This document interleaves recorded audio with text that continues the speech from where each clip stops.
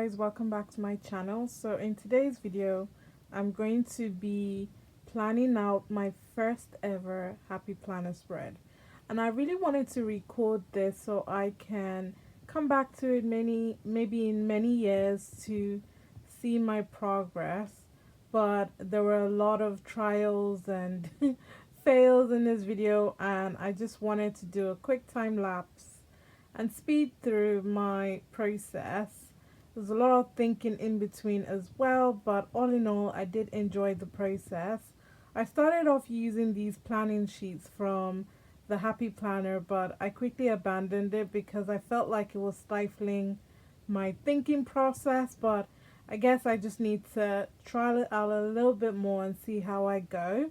But yeah, I'll leave all the information, sticker books, the planner and everything in the description box below, and get your planner out and let's have some fun. So definitely rate me and tell me how I did for my first ever Happy Planner spread, and I do hope that you enjoy the video, and I'll just leave you to watch me pull up stickers, stick them down, pull them up again and literally just have fun. So yeah, thank you guys so much for watching, and I do hope you enjoyed the video.